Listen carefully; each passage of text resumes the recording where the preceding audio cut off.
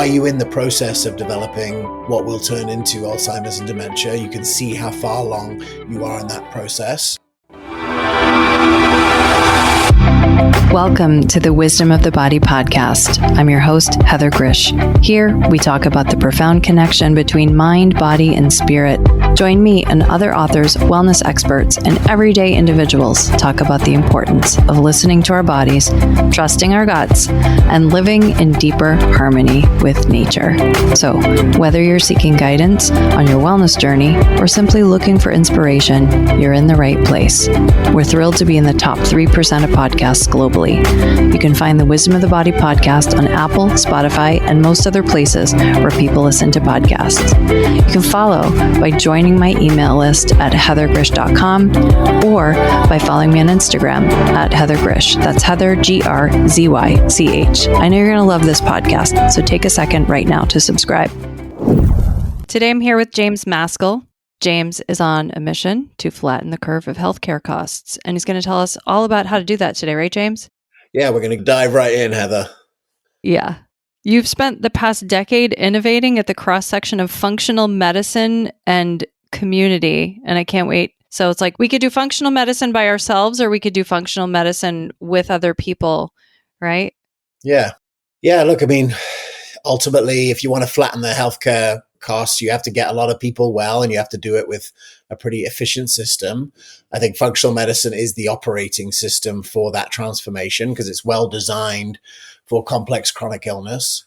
But, the first 20 years of functional medicine has looked like people spending cash at clinics, and having long appointments with doctors that take 20 years to get good at their trade.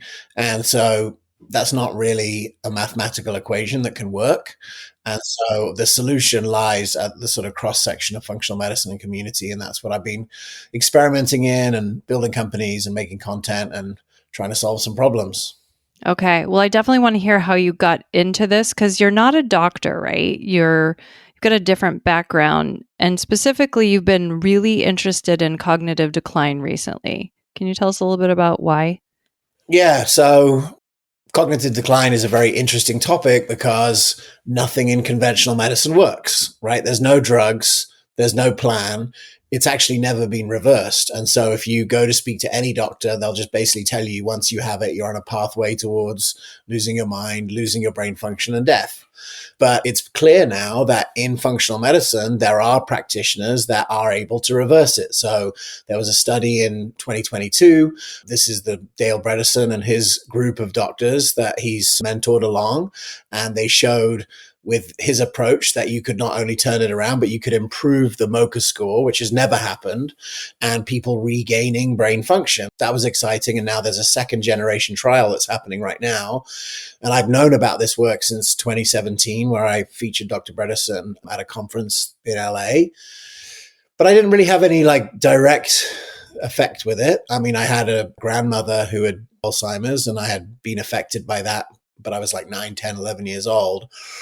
But it really came to a point in December 2023. I had started to realize that my father's communication, which is typically on WhatsApp because he lives in Cape Town, South Africa, on the other side of the world, had sort of started to get a bit wonky. And then I got a call from a friend basically saying that my dad had collapsed and, he'd forgotten his PIN number at lunch and then sort of collapsed and had fallen into bed and hadn't woken up for a few days. And so I just made a trip, booked the first ticket I could and I was ready to come. And on the way there, I checked in with my doctor, Dr. Christine Burke, who's one of the doctors that's in this second tier dementia reversal trial now. And she has an average MoCA score improvement of over 4, which is ridiculous. And I asked her, what do you think? What's happening to my dad? And she said, well, look, if something comes on that quickly, if the cognitive decline comes on that rapidly, it's definitely an infection. So you should go and do a workup. And if you see an infection, that's the cause. And if you don't see an infection in the workup, then it's probably mold in the house. So I fly to South Africa. I'm thinking about it. I arrive, indistinguishable from death. My dad is breathing, but eyes closed, in bed, not responsive to conversation, not waking up, just sort of like that. And everyone around, including palliative care doctors, is sort of like, okay, well, this is death. You better prepare, and better get the house in order. So I start taking the action that an only child traveling from across the world does. So going to his apartment, and I go to his apartment, and the first thing that I realize as soon as I walk in is it's thick with mold, right? And that I can see the black mold on the wall. And then suddenly my mind is going back to all of these conversations that I'd had, because that happened in December. So pretty much September, October, November, that's spring in Cape Town, because the other way around. And it had been a very wet spring. And I just remembered going back to conversations in my head where he just was saying, oh, I'm so tired. I'm not going to get out of bed. It's cold today. And in those 3 months, I would say that he was rapidly deteriorating, losing muscle from not getting out of bed for days on end, which you could obviously see when I arrived there. And right away then I knew that Dr. Burke was right, and I knew that everyone else down there was wrong. And so, that was an interesting introduction to try to solve this problem, or a sort of a new data point. So how old is your dad? My dad's 87. Yeah. Okay. I know he's got 3 older siblings that are in between 92. He's the youngest. He's a twin. So he's like the second youngest by a few minutes. But they're all alive, and they're all in decent health. And so, good genes. So what happened? You develop a theory that it's the mold. Then what? So then he's in someone else's house, and he can't go back to that house. And I'm working to sell the house because it's just death is upon us, and that's what you have to do. And I'm also, by the way, missing Christmas at home with my family. And I have a 2-year-old then, and my wife, this is the first year that she's operating a new business that she's had. So it's pretty chaotic at home, but I'm on the other side of the world. And really good friends of ours, who actually one of the women married my wife and I 15 years ago, offers her home, which is by the sea, to sort of be community palliative care. You ask how I got into this. I was born in an intentional community. That intentional community was very much involved in the early days of the integrative medicine movement. There was a lot of chiropractors involved. I grew up with a homeopath and a chiropractor, and we realized that was not normal when I went to school and realized that no one knew what those things were. So yeah, this friend sort of offered their home for my dad to die in, basically. So we bring him out there, and, after 2 days starts to wake up a little bit. We had to ambulance him there because he couldn't move. He couldn't stand up. He couldn't walk, any of those things.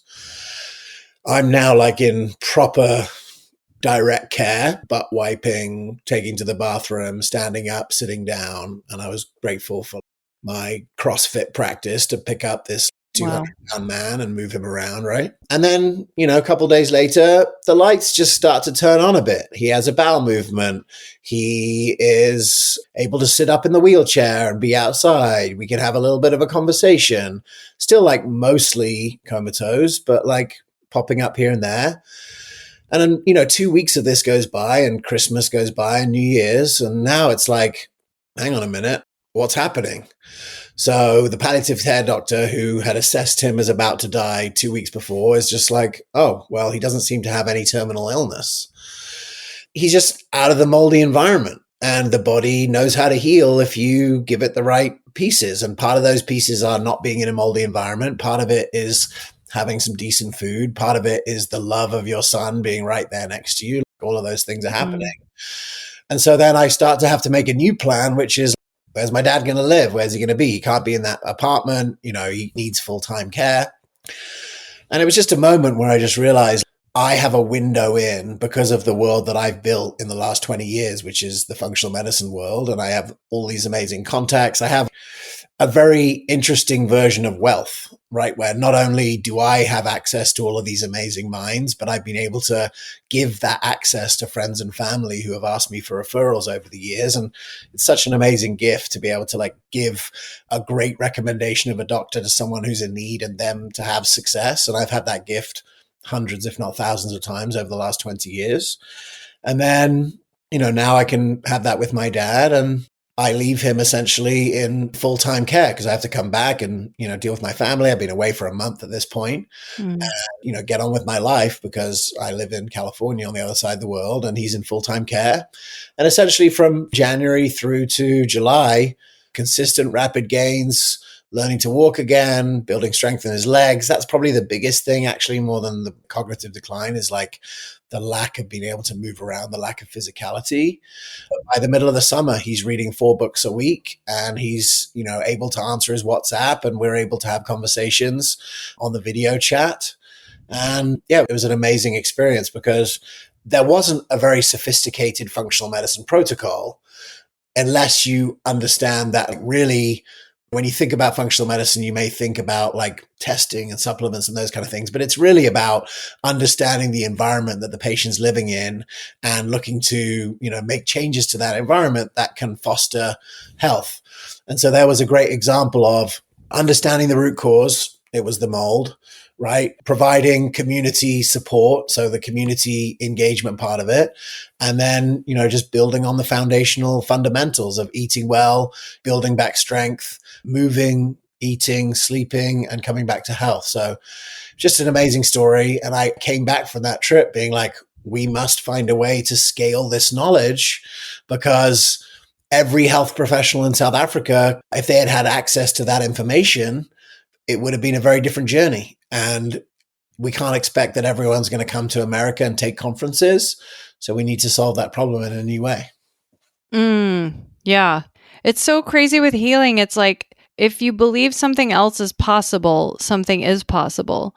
And if you don't believe something else is possible, sometimes you stumble upon something with luck. But most times it's like people just follow the same pathway. So it's super fascinating. I want to talk more about cognitive decline because it seems like it's such a huge problem. A lot of us are living a lot longer now. I mean, I've had some incidents with one of my family members as well. And I guess, 1 in 10 of us has worsening memory loss over 45. I mean, I'm over 45, so I'm like, oh, when's that going to start hitting me? And I've studied Ayurveda, and I've, continue to study not functional medicine, but it's a type of functional medicine, I think, using different lingo.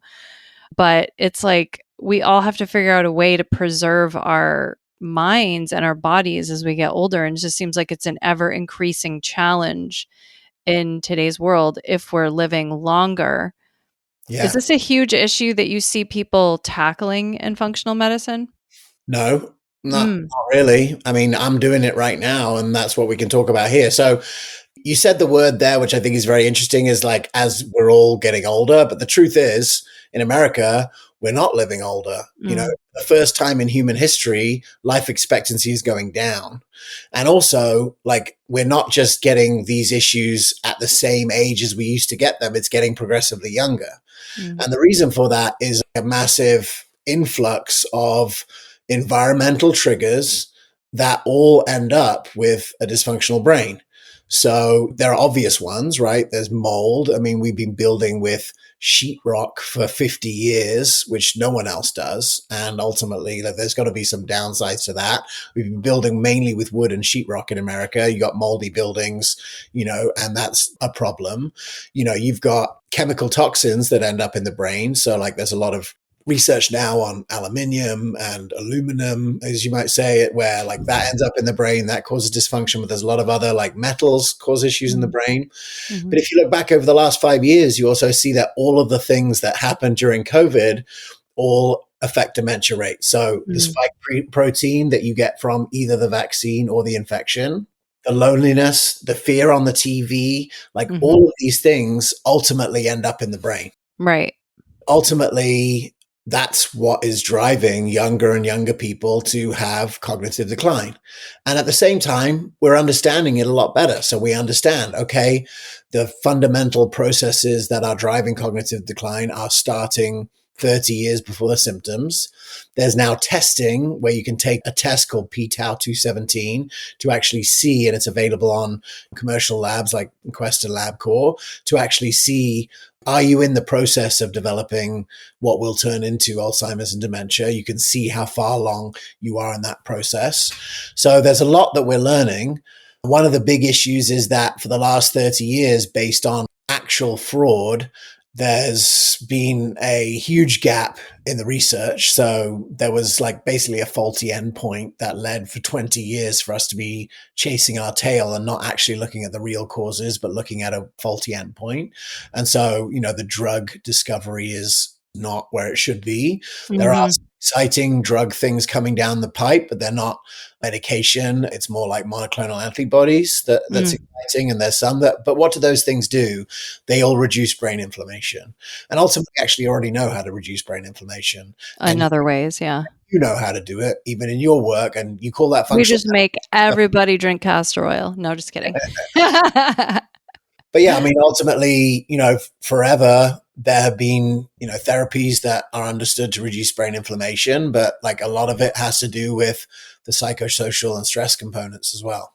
Mm-hmm. Yeah, I have heard that people aren't the pharma companies a lot of them are kind of pulling out of creating drugs that impact the mind, because even with depression, there's just not been a lot of success in impacting the mind. And it is so fascinating how you mentioned the pandemic, James, and it's like the social connection piece, which I know is such a huge theme for you in your work and the books that you've written, that break in social connection and somehow what that's doing to neural connections or the sort of integrity of our connection with things in our environment. When that connection breaks, what it does to us physically and mentally. For sure. I mean, dementia is just one way to do that. But one of the things I looked at in my last book, The Community Cure, was that if you don't have the right quantity and quality of social connections, it affects the rates of all of the killers, not just dementia, but heart disease and diabetes and all of these different ways that you can die. And so, yeah, it's a biological imperative to have community. And ultimately, many of the things that are becoming popular in society, like social media, for instance, is driving less connection, more loneliness, more disconnection. And so, we've got a ship that's heading in the wrong direction, turn it around fast. And ultimately, all of my efforts have been finding ways to grow and execute that.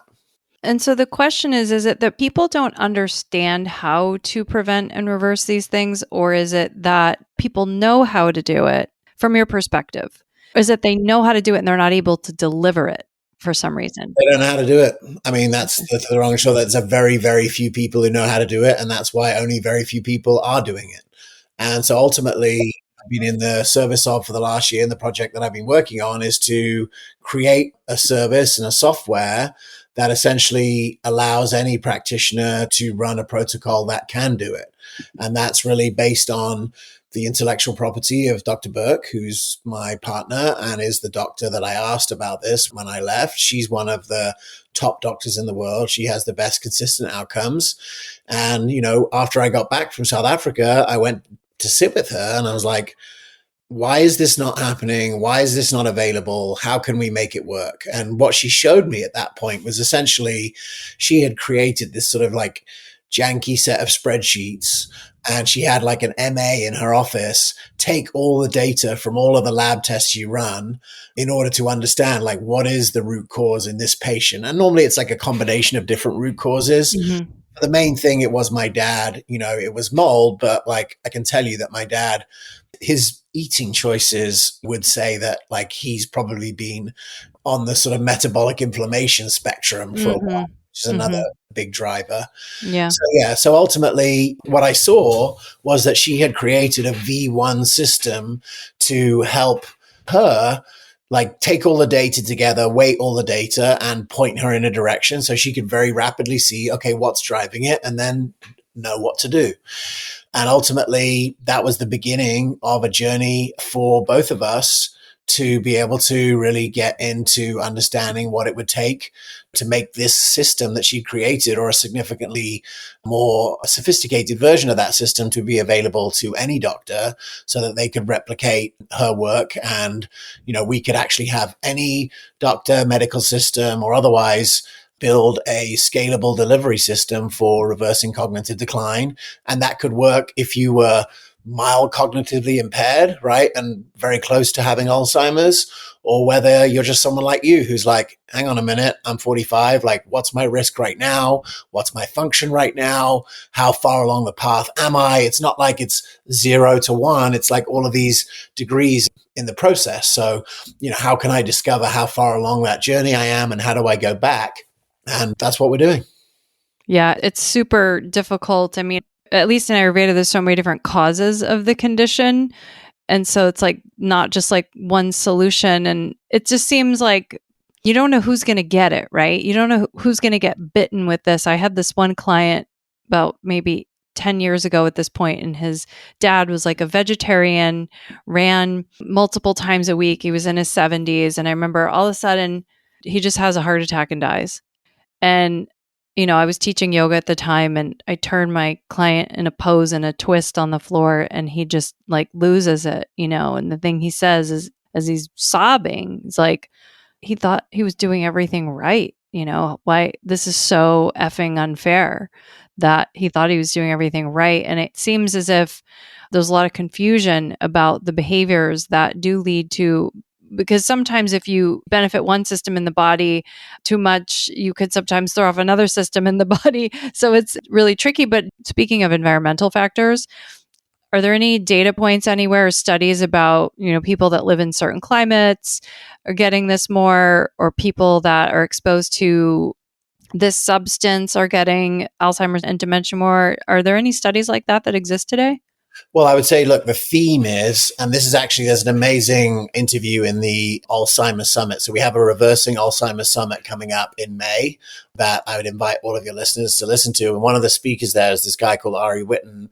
And he gave essentially, like an evolutionary viewpoint on Alzheimer's. And essentially, even in functional medicine, even Dr. Burke's work, you're really focused on like, what is the root cause and dealing with it once it's there. One of the things that he did really well is to take a step back and say, what's really going on here? And ultimately what you see is that it's really modernity that is driving it one way or another, right? Mm. It's hyper novelty. It's really like the environment that we have is changing so fast, and it's a huge experiment. And we don't really know whether it's the social media or the processed food or the mRNA vaccination or the, fear through the TV, but like it's all happening. But you do see that, the less modern places you go to, when you look at their seniors, people who live 70, 80, 90, 100 in areas with less modernity or otherwise, you don't see those levels of cognitive decline. So, I think picking apart the individual causes is valuable, but I think we have to maintain a look at the bigger picture, because ultimately what we want to do is live in a way that allows us to live in harmony with nature and live with a clear mind and a clear heart and a clear body until our 9th and 10th decade. And that is certainly possible, but it's not easy in the current environmental soup that we all live in. A lot of entropy. For sure. Well, you mentioned the summit, and you've built a lot of organizations and a lot of events that are emphasizing collaboration, innovation. And are most of them centered around functional medicine, or do you do like other types of medical focus as well? No, I mean, I've been really into functional medicine. I made the decision, 10 years ago or 11 years ago when I started the Functional Forum, that ultimately what was needed for the transformation of medicine was a common language.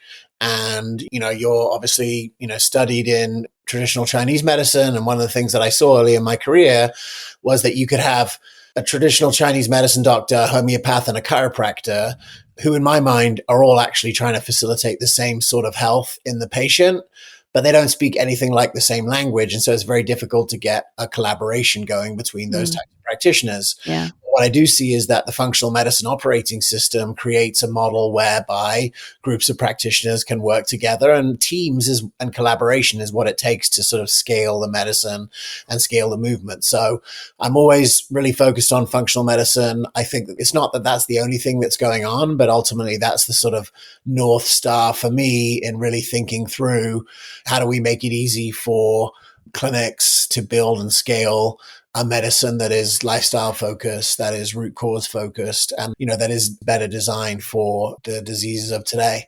That's what I've been doing. And this summit really is a function of bringing together all the thought leaders in the space who are well known to either have a lot of experience in reversing cognitive decline. And there's many legends on there. So you'll see Dale Bredesen himself. There's Heather Sanderson, who wrote a book called Reversing Alzheimer's.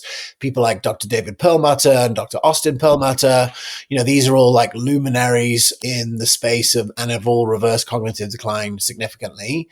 But then we also have people who have significant expertise in some of the elements that are required to reverse cognitive decline. And so in Dr. Burke's methodology, there are 8 pillars of health, and these are things that basically each of us are responsible for.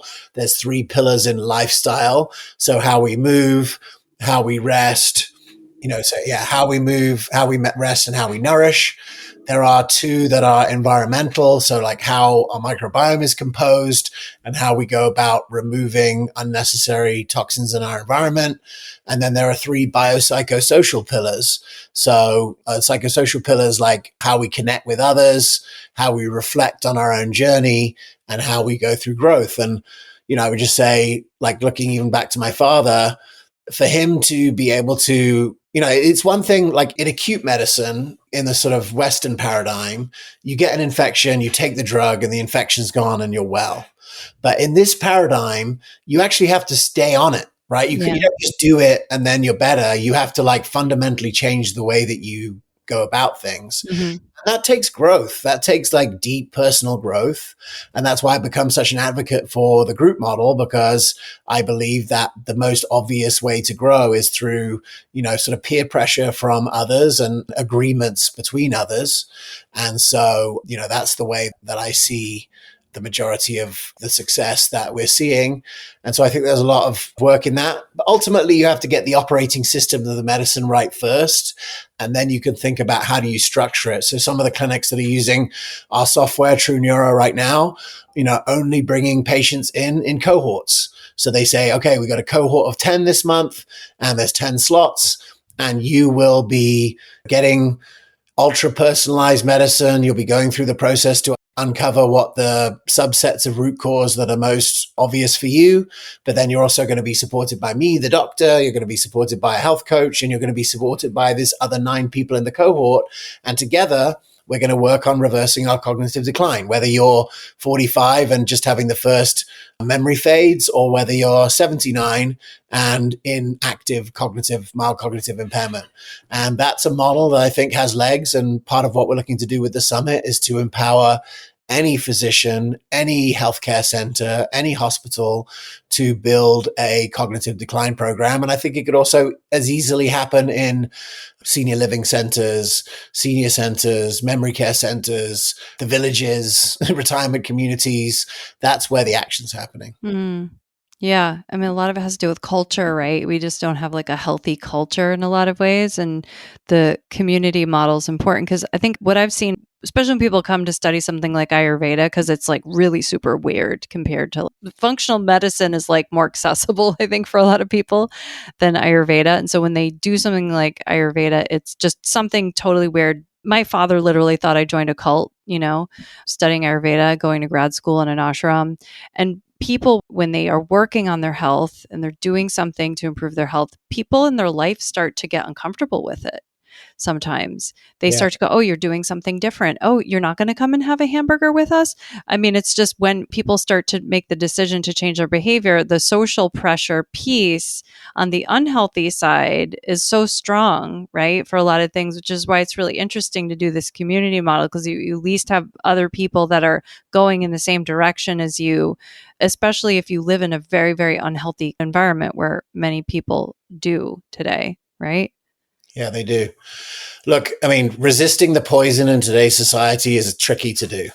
And the only way to do it is in community, because if all the social norms are pointing you towards beer and pizza and tailgating and cheating on your wife, then ultimately, it's not going to be easy to create health and a healthy relationship and structures. So what that looks like is agreement between people about what they're going to do. One of the reasons why I moved to the countryside and restarted this school project that I've been working on is because I recognized that like my daughter's health and my daughter's journey was going to be mainly driven by the agreement of the other families. Because it's one thing for me to say, hey, we're not playing video games in our house or we're not doing social media. But if all the other kids at school have video games and social media, it doesn't really matter what I do. She's going to have those sort of access. So the agreement between us and between the families of what's reasonable and what's not is what I was looking for. And that meant you had to be in a different kind of environment. A Waldorf school, right? A Waldorf school. And yeah. I've been involved for the last 4 years in bringing one back to life that died during COVID. And now we have 100 kids. And I'm super grateful for the agreement of the other parents and kids. And, crossing my fingers, hopefully leading my daughter towards lifelong healthy habits and not dysfunctional experiments that are the rest of the population that we don't know what. Yeah.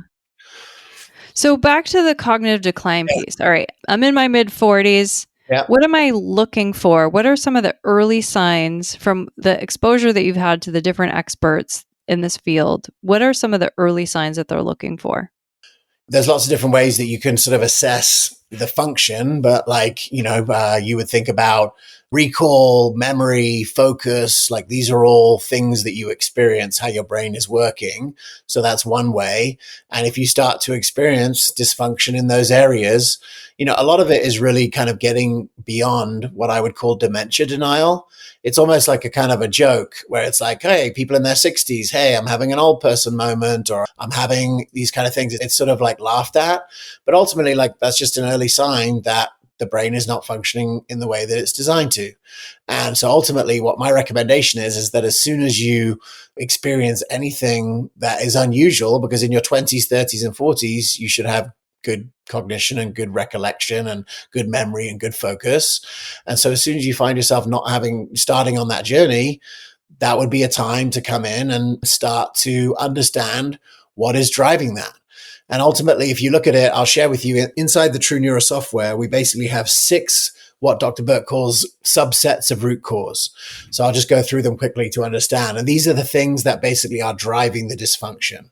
So one is metabolic inflammation. You've probably heard type 3 diabetes or Alzheimer's referred to it as that. In some people it is, not many, but it is in some people where it's metabolic inflammation that's driving that dysfunction. And if you know that it's that and you make different choices mainly with your food, you can move back in the other direction. Nutrients and mitochondria, like we are mainly not really getting the nutrients that we need from food if we're eating the standard American diet. And if you do that long enough, that can lead to dysfunction. So you should be able to measure where you are with those nutrients. Cardiovascular, like one of the reasons why Dr. Burke is the best in the world at this, she's a vascular specialist. And then it became clear that the blood-brain barrier is basically vascular tissue. She, from doing vascular medicine for 2 decades, really understood what was going on in the brain, arguably better than a neurologist, because this is only recently that we understood that it was vascular tissue and affecting the permeability or not of the blood-brain barrier is key to the medicine. And even like lymphatics. Exactly. And then hormonal and trophic. So a lot of times, it's hormonal imbalance that drives cognitive decline. And so you're seeing a lot of that conversation starting to come around with like menopause and those kind of conversations when hormones go off. Testosterone is a big factor in there. You see LDL cholesterol is a big factor in there. And then the last 2 are the sort of toxins. So there's like biotoxins, which mold would be a good example of, and chemical toxins. And, those could be heavy metals or other things in the environment. So ultimately, the role of the software is to take all of the lab data and to synthesize it and to make it easy for the doctor to see what is driving the dysfunction in this patient. And ultimately, we try to make it easy because ultimately the process that I've just described, which is take all the lab data and look at it all and just synthesize from that as to what is the most important in this patient, is something that can take 5, 10, 15, 20 years for a functional medicine doctor to get really good at. And we can't wait for that to happen. We have to accelerate it. Why does that take so long for them to get good at that? What are your thoughts? When I say you, I mean a doctor. You actually have been trained in the systems biology of the body, right? In Ayurvedic medicine and in the fully developed forms of medicine like Chinese medicine, Ayurveda, there's an understanding of the sort of systems biology nature that everything's connected to everything. But in conventional medicine, everything's apart. So, the neurologist doesn't talk to the gastroenterologist, even though the gut-brain connection is like super obvious. And, you still have those sort of artificial specialization, right? So first of all, you have to unlearn all of that. And then you have to relearn. And when you relearn, you have to relearn in complexity.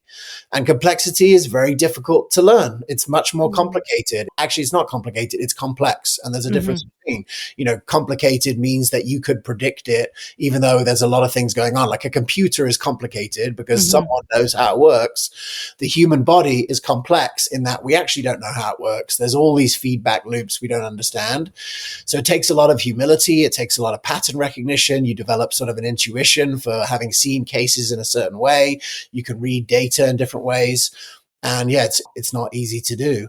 But this has been the functional medicine revolution up until now. It's been extremely motivated, smart doctors with high intellectual capacity trying to work out how to do complexity medicine. And the good news is that like AI is complex too. And so it's going to assist match. So what we're really trying to do with TrueNeura is to build the first database in the world that actually tracks the reversal of brain diseases. So that could be cognitive decline, but we're already seeing a lot of like psychiatrists and people are starting to use the software too, because it's the same things that drive mental health, that drive cognitive decline. And we think that by the end of this year, we'll have the most complete database of not just the journey back for people, but also like what they did on the journey, not was recommended to them, but what they actually did, which is a big part of the software too. Yeah. Are they tracking that themselves, the patients, or are they using like some sort of devices that are tracking? Yeah. So in some of the things, there's wearable connectivity directly. So if you said to your patient, hey, I really want you to sleep 8 hours because sleep is how the brain cleans itself and that's critical and you're not sleeping enough. If you were wearing an Aura Ring or any other wearable apart from Whoop that was tracking sleep, you could plug that into the software and the coach and the doctor at the clinic could actually see how many times a week did you actually sleep for 8 hours. And that would be automatically fed back by the wearable. So there's some pretty sophisticated tools in here. The sort of connection between the functional medicine world and the wearable world has been actually quite dysfunctional. I think patients have had unrealistic expectations about what the doctor could do with that data. It hasn't been structured or organized in the right way. And that's some of the stuff that we're solving with TrueNeura. Yeah, definitely. It does seem like there's a disconnect there. I have a question about, because I have even a lot of clients that work in the integrative medicine space. Do you feel like the integrative medicine docs are going into functional medicine or vice versa? Is there an intersection there? For sure. I mean, integrative medicine I see as sort of like this big tent. Anything could be integrative, right? If you're a psychiatrist and you're doing psych meds plus neurofeedback, that could be called integrative psychiatry. But what I think the most integrative doctors find, they need an operating system. They need something to sort of know what to do. And so I think a lot of doctors that start in integrative come to functional because functional really has that operating system built into it where you have a process to take people through. And it's not necessarily like one of the big things I think we're solving with TrueNeura is that it's one thing to like get really good at it yourself. But the key thing is, if you want to build a really scalable clinic, you need to be able to bring new doctors in and they need to get good at it quickly. And that's not been something we've been very good at. That's why the majority of functional medicine clinics around the country only have one doctor because training the new doctor is not easy to do. Right. That's something else that... And it does take more time, like you mentioned. Are you able to shorten the visits with this, or do you still have to have the long visits? I mean, I have really super long visits with my clients. The potential exists to shorten the visits because a lot of what you don't see as a patient is, you might have a long visit. I mean, I think long visits at the beginning are important to really build the relationship because a lot of times people change because of their relationship with the clinician. And so you need to build that relationship, and that can't happen in an 8-minute visit. And that's one of the reasons the patient practitioner relationship is actually critical to the healing. Wait, you said 8 minutes? I thought are people moved towards 8 minutes now? Is that the target? You're the health economist, right? I mean, in the insurance game, that's the game. I mean, they interrupt you after 13 seconds or whatever. So that's the standard of care. Right. And that is what's happening all across the country. And that's how most people are experiencing medicine. One of the things as a patient that you don't appreciate about functional medicine is, yes, you're having a long visit, but by far my experience of being in this space for 20 years is for every hour that you're spending with the doctor, they are up the night before or on the weekends or otherwise, looking at the case, researching. Literally thinking about them, where I wake up thinking about my clients, literally it's a huge investment on the practitioner side. It's impossible to get paid for that thinking time, but ultimately so many practitioners have told me over the years that, they have this moment of clarity where they wake up in the middle of the night and they go, oh, they remember something from that patient's story that they told them that they hadn't put together. And then they're like, oh, that's why this is happening. And then they're able to unlock the case through that and call that intuition, call that pattern recognition, call that ESP, whatever that is, that is a skill that gets developed and it's very difficult Which AI is very good at doing. Well, maybe we'll see. Fingers crossed. At this moment, not. But hopefully in the future, what AI is very good at, yes, is understanding pattern recognition. And so what we want to be able to do by the end of the year is to say, for this patient phenotype, right? So for a 45-year-old woman who is at the very beginning of her journey and has a little bit of early memory loss, and that is driving her to come in, and based on the information that we have about her fastest path towards keeping a healthy memory until the day that she dies is this, and this, and we're going to track it over a lifetime and develop it. So I'm very bullish about where we're headed, and it's a very exciting moment, but at the same time, there's a lot of unknowns, and we're excited about venturing into it. And I feel this movement, I tell my dad about what I'm doing, and he's excited because he knows that, he has been an inspiration to this project, and he's still around, and we talk on WhatsApp, and, ultimately I wish that I could bring him here and that he could live down the road from me, but some things are possible and some things are not possible. You're going to have to marry him off or something.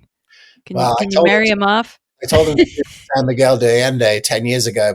All right. Final question for you, James Maskell. What does the wisdom of the body mean to you? It's a good question. I think the body can teach us how to live. I think if you really understand some of the ways in which the body works, I think that it can show us how nature works and how to work together. Can I give you a cool example?